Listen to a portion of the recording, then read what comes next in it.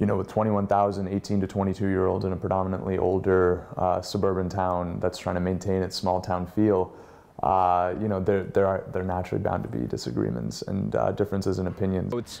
It's easy for an us against them mentality to develop in this town, because you have people that have lived in their neighborhood for, you know, 50 years or 2 or 3 generations, and then they see their neighborhood slowly changing.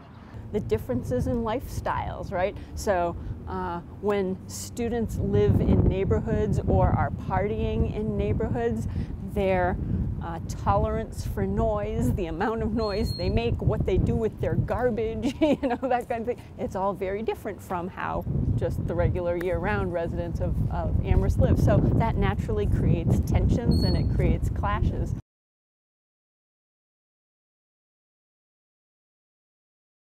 You know, for the first time in their lives, they're unleashed in a neighborhood without parental involvement, and, you know, you get borderline catastrophes here and there. You can imagine if you're someone who has to get up early in the morning and go to work, or your kid has to go to school, and next door there's a party raging and people screaming and glass breaking and everything.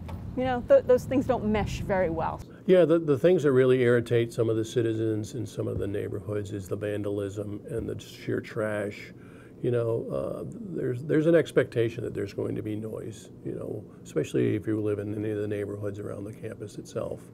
But again, it's all about responsibility and what is appropriate behavior, you know, and to have students consider, right, would I do this if I was at home in my own neighborhood? You know, some students have kind of an attitude of, you know, this is it, these are my crazy years, I can be destructive, I can be disruptive. That's not many students, but you can imagine that an attitude like that has a real negative impact on the quality of life of the community as a whole. I do believe that most of the Amherst students, especially around Southwest, do abuse alcohol. You know, they come back from the bars and just walking back, a lot of people are reckless, and they just on the walk, they probably disturb a lot of the residents. You know, there's something called basic civility, you know, and when you're urinating in somebody's yard, you're pissing in somebody's yard, you're throwing rocks and bottles at cops, you're doing other unethical things because you're drunk, and I don't use that, I don't like that counter either, saying, oh, well, he did all these terrible things, but he was drunk.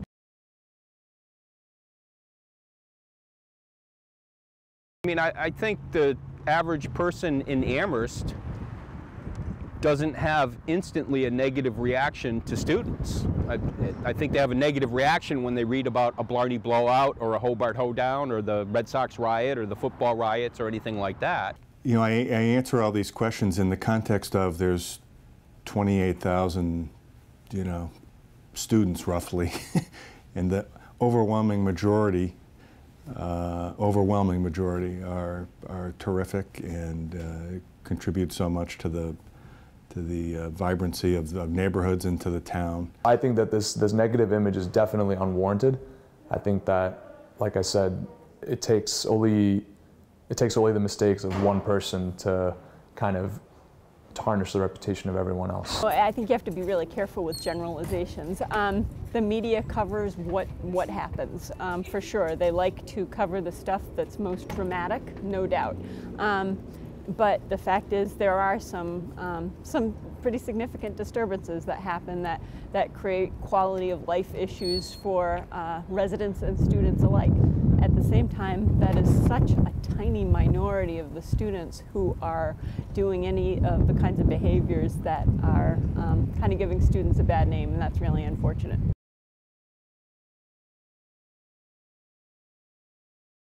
Communication. Communicating. It's amazing how many issues can just be solved if you just put two people together, or two parties, or multiple parties together, and just have them talk it out. Because communication really can solve anything. If there was a magic wand that you could just wave, or a flip you could switch, we would have done that a long time ago. It's constantly finding new ways to engage. When you know each other, and there's a face and a name and a, you know, cell phone number or whatever, then, you know, little issues don't become big issues. I think it's pretty fundamental. Statistically, we've seen it in our agency that we're having fewer arrests, fewer town bylaw citations are being issued, fewer number of calls for disturbances. So we are seeing a change for the better.